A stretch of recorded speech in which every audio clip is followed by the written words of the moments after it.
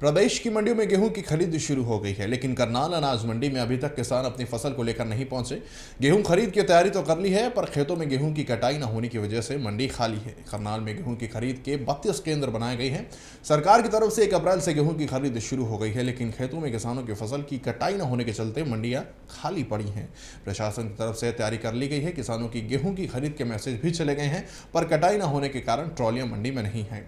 खरीद शुरू हो गई है सरकार की तरफ से, तो करनाल प्रशासन कितना तैयार है इसके लिए? वीट प्रोक्योरमेंट की हमारी पूरी तैयारी है और लगभग करनाल में 80 लाख क्विंटल के करीब वीट परचेज़ की उम्मीद है।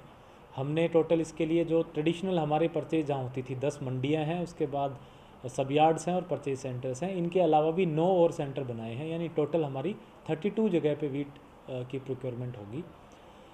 जो कॉन्ट्रैक्टर्स हैं उनको डायरेक्शंस दे दी गई हैं कि जिस दिन वीट की प्रोक्योरमेंट हो सेम डे उसकी लिफ्टिंग हो जाए, ताकि 48 घंटे के अंदर अंदर किसान के खाते में पैसा आ जाए।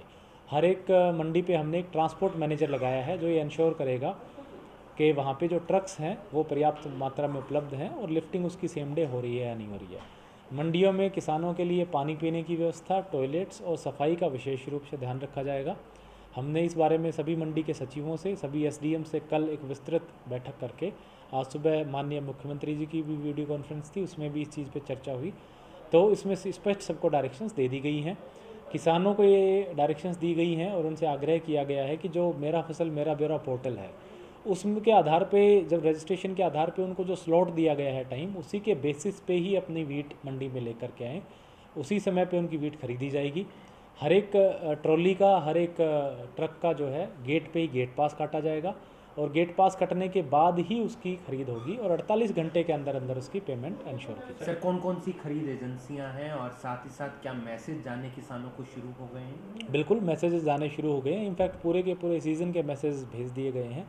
Food and supplies, HAFED, warehouse corporation और एफसीआई, ये चारों एजेंसीज हमारे टोटल इन 32 परचेज सेंटर्स पे परचेज करें। सर, उत्तर प्रदेश की गेहूं को किस तरह से रहता है? उत्तर प्रदेश की जो गेहूं है, जो हमारे सीमांत किसान हैं या जो बाकी लोग भी हैं जो यूपी के ही हैं और उत्तर प्रदेश में ही उनकी फसलें हैं, उनकी प्रोक्योरमेंट भी अभी शुरू नहीं हुई है। जब भी सरकार लागू करेगी, उम्मीद है हफ्ते 10 दिन में उस पर रोक हट जाएगी या वो प्रोक्योरमेंट शुरू करा ली जाएगी, तो उस समय भी सारी मंडियों में वो वीट लाना अलाउड होगा। सर, ऐसा भी कुछ रहने वाला है कि एक समय में कोई लिमिट रखी गई है कि इतनी ही गेहूं की खरीद की जाएगी एक किसान की?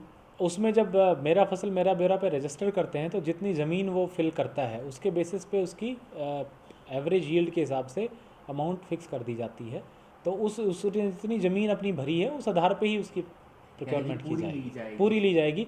ये बिल्कुल इसमें एश्योरेंस है कि एक तो किसान की जितनी भी वीट है वो एक ही दिन खरीदेंगे जिस दिन, ऐसा नहीं है कि उसको बार बार मंडी में आना पड़े। और दूसरा, उसकी सारी की सारी फसल खरीदेंगे, उसमें कोई लिमिट नहीं है कि इसकी एक भी दाना उसका नहीं छोड़ेंगे, हर एक दाने की खरीद होगी। शुक्रिया। अनाज मंडी की क्या स्थिति है फिलहाल?